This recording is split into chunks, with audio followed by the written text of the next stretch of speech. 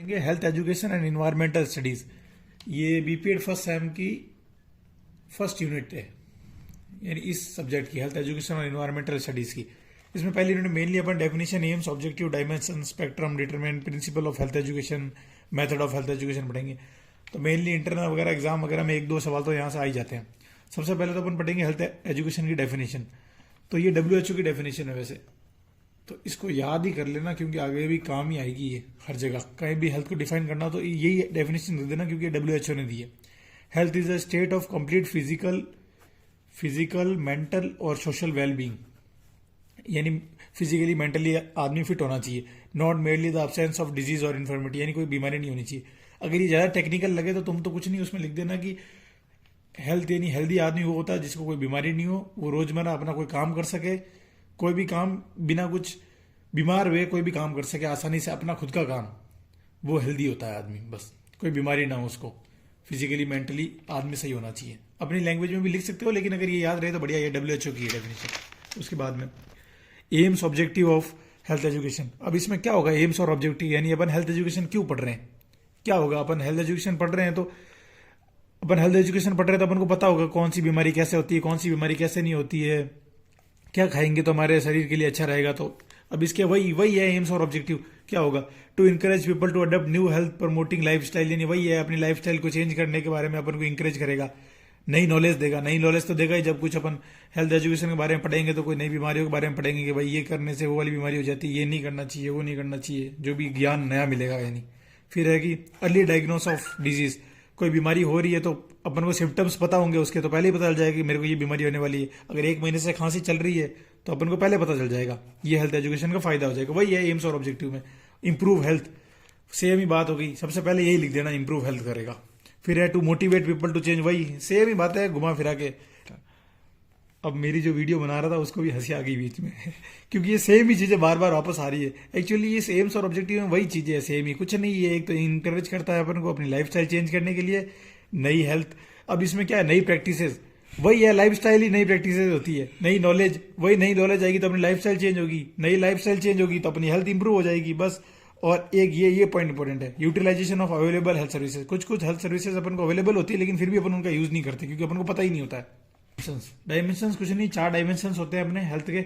एक हो गया स्पिरिचुअली, फिजिकली, सोशली और मेंटली। तो देखो फिजिकल डायमेंशंस क्या होंगे, यानी वो उसकी फिटनेस अच्छी होनी चाहिए, वो न्यूट्रिशन अच्छा ले रहा है नहीं ले रहा है, ये फिजिकल डायमेंशन के अंदर आ गया। दूसरा हो गया सोशली, यानी वो सोशल इंटरेक्शन उसका कैसा है, समाज के अंदर रूट बैठ रहा है या नहीं है, समाज के अंदर उसका पार्टिसिपेशन कैसा है। तीसरा हो गया मेंटली डायमेंशन के अंदर, मेंटली यानी वो इमोशनली फिट है या नहीं है, साइकोलॉजिकली स्ट्रांग है या नहीं है। फिर आगे स्पिरिचुअली, यानी कोई अपने से ऊपर किसी को तो कोई आदमी को मानना ही चाहिए, यानी भगवान के अंदर वो बिलीव कर रहा है नहीं कर रहा है, यानी स्पिरिचुअली उसकी क्या फीलिंग्स है, ये सब। तो डायमेंशंस में 4 याद रखना, फिजिकली, मेंटली, सोशली और स्पिरिचुअली। फिर डिटर्मिनेंट्स, तो डिटर्मिनेंट्स ये होता है कि कोई आदमी हेल्दी है, होगा या नहीं होगा, ये किस पे फर्क पड़ता है, यानी किससे असर पड़ता है, तो वो होते हैं डिटर्मिनेंट्स। तो किस सर, पहला तो हो गया बायोलॉजिकल फैक्टर्स। बायोलॉजिकल फैक्टर्स के अंदर आ गया अपने जेनेटिक्स, एज, सेक्स, यानी अपने अगर कोई अपन को जेनेटिकली बीमारी है तो वो अपन को होगी। कुछ बीमारियां उम्र के साथ आ जाती है, कुछ लड़कियों में होती है, कुछ लड़कों में होती है। तो ये तो हो गया बायोलॉजिकल फैक्टर कि कैसे हो सकती है, अपन हेल्दी है या नहीं है, फिर कोई बीमारी कैसे हो सकती है। फिर दूसरा हो गया बिहेवियरल फैक्ट, यानी अपनी लाइफ स्टाइल कैसी है। पता चल रहा है रात को बाद 2-2 बजे तक, 3-3 बजे तक जागे में, सुबह लेट उठ रहे हैं, कुछ एक्टिविटी नहीं कर रहे हैं, दौड़ भाग नहीं रहे हैं, तो उसकी वजह से भी अपन बीमार पड़ सकते हैं। या फिर ये भी एक डिटर्मिनेंट हो गया हेल्थ का कि भाई आप हेल्दी हो या नहीं हो, ये इस पर डिपेंड करता है आपके बिहेवियर पर। तीसरा हो गया सोशल इकोनॉमिक इन्वायरमेंटल कंडीशन, यानी आपके पास में पैसा है तो आप अच्छा खाओगे, गरीब हो तो नहीं खाओगे, एजुकेशन आप अच्छा लोगे तो आपको नॉलेज होगी, तो इस पे भी फर्क पड़ता है हेल्थ का। चौथा हो गया एनवायरमेंट, आप कहाँ पे रह रहे हो। कोई जैसलमेर में रह रहा है तो नेचुरली है कि उसमें कुछ कमियां होगी तो कुछ उसमें उसके एडवांटेज भी होंगे। कोई हिमालय में रह रहा है तो उसके कुछ एडवांटेज भी होंगे, कुछ उसके नुकसान भी। हिमालय वाले हाइट में छोटे होते हैं, जैसलमेर वाले हाइट में लंबे होते हैं, यानी उनको पानी कैसा मिल रहा है, वो पॉल्यूशन तो नहीं है, दिल्ली में रह रहे हैं उनकी लाइफस्टाइल बेकार ही है क्योंकि उनका एनवायरमेंट बेकार है, लिविंग कंडीशन कैसी है। तो ये सब हो गए डिटर्मिनेंट्स। डिटर्मिनेंट्स का मतलब यही होता है कि हेल्थ किस पे डिपेंड करती है, यानी आप healthy, biological factor, behavioural factor, social economic और इन्वायरमेंट। अब आ जाते हैं स्पेक्ट्रम ऑफ हेल्थ। स्पेक्ट्रम और डायमेंशन लगभग सेम होता है, कोई भी फर्क नहीं इन दोनों में, सेम ही पॉइंट्स है इनके, याद रखना सेम ही पॉइंट है। इसके अंदर बस फिजिकल के अंदर आपको ये लिखना है फिटनेस है, न्यूट्रिशन, इसमें सोशली के उसका इंटरेक्शन कैसा है, इसमें आपको फिक्स टर्म्स दी गई है कि वो जैसे आप क्रिकेट खेलते हो तो आप या तो अच्छा खेलते हो या घटिया खेलते हो, बीच का कुछ भी नहीं है इसमें। वैसे इसमें अपन को इन चारों के या तो एक सबसे हाई लेवल की लेयर है या फिर लोअर लेवल की लेयर है। तो देखते हैं स्पिरिचुअली, या तो वो बंदा कनेक्टेड होगा या डिसकनेक्टेड होगा। मेंटली, या तो मेंटली बंदा पॉजिटिव है तो वो फिट है, नेगेटिव है तो फिर वो फिट कहाँ से होगा, वो हेल्दी है ही नहीं। तीसरा होगा इमोशनली, इमोशनली या तो वो जॉय में है या डिस्पेयर में, यानी या तो वो बंदा इंजॉय कर रहा है जिंदगी को या फिर वो बस दुखी हुआ बैठा हुआ देवदास बना हुआ घूम रहा है। चौथा हो गया फिजिकली, फिजिकली वो फंक्शनल है या डिसफंक्शनल है। कुछ कुछ लोग चारपाई में पड़े हैं, कोई काम करने की हिम्मत ही नहीं है, तो वो डिसफंक्शनल हो गए। फंक्शनल मतलब ग्राउंड राउंड जा रहे हैं, रनिंग भाग दौड़ कर रहे हैं। तो ये हो गए स्पेक्ट्रम्स। याद रखना, स्पेक्ट्रम आ जाए एग्जाम में या डायमेंशन आ जाए, सेम ही लिखना है। इसके अंदर तो आपको लेयर बना के सबसे पीक वाली और सबसे नीचे वाली चीज लिख देनी है और इसमें उनको बस एक्सप्लेन करके लिख देना है। ये कोई स्पेक्ट्रम डिटर्मिनेंट्स मैंने आपको बताई दिए, कुछ नहीं है। किस पे अपनी हेल्थ डिपेंड करती है भाई, कि अपन बायोलॉजिकली बिहेवियरली अपन कैसे जी रहे हैं कैसे नहीं जी रहे, ये 4 पॉइंट होते हैं। बाकी इनको एक्सप्लेन कर देना। एम्स ऑब्जेक्टिव आपको पता ही है। फिर उसके बाद में प्रिंसिपल्स ऑफ हेल्थ एजुकेशन। पहली बात तो प्रिंसिपल से बच्चे बहुत कंफ्यूज होते हैं। प्रिंसिपल का मतलब क्या होता है? प्रिंसिपल का मतलब होता है कि क्या रूल्स होंगे या फिर क्या नए आइडियाज उस सब्जेक्ट के अंदर होंगे जिसके बारे में, जिसके प्रिंसिपल्स अपन पढ़ रहे हैं। तो अब इस हेल्थ एजुकेशन के क्या रूल्स होंगे, क्या आइडियाज आ सकते हैं, आइडियाज कहाँ के अपन को कम्युनिटी में जाते हैं हेल्थ एजुकेशन के बारे में, तो क्या आइडियाज आ सकते हैं या क्या रूल्स आ सकते हैं। तो पहला हो गया देखो क्रेडिबिलिटी, कि भाई हाँ तुम ये करो तो ये होगा, यानी उनको भरोसा भी होना चाहिए। दूसरा हो गया इंटरेस्ट, यानी उनको इंटरेस्ट आना चाहिए। तीसरा पार्टिसिपेशन, यानी सोसाइटी का पार्टिसिपेशन होना चाहिए, तभी अपन उनको कुछ बताएंगे। अपन उनको बताएंगे तो वो मोटिवेट होंगे, यानी मोटिवेशन आएगा।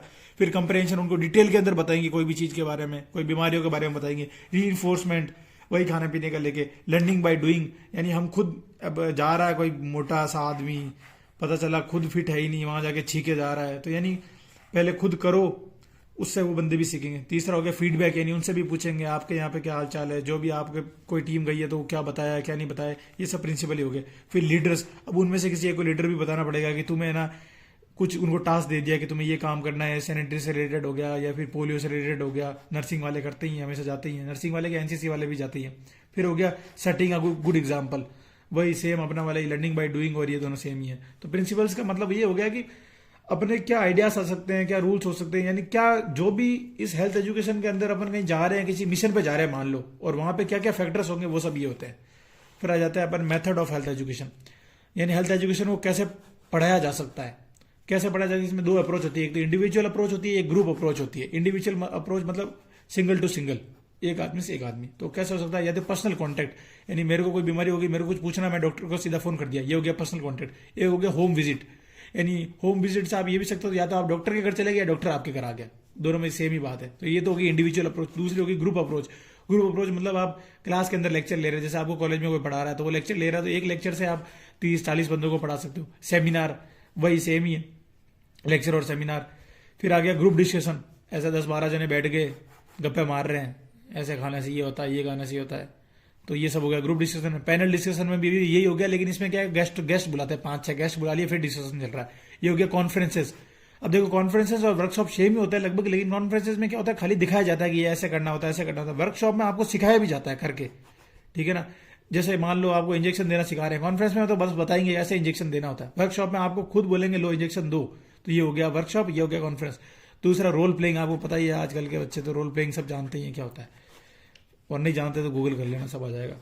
दूसरा हो गया डेमोन्स्ट्रेशन, यानी वही कुछ करके दिखाना उनको। तो ये हो गया अपना मेथड ऑफ हेल्थ एजुकेशन। तो ये थी अपनी पहली यूनिट, मिलते हैं फिर, गुड नाइट।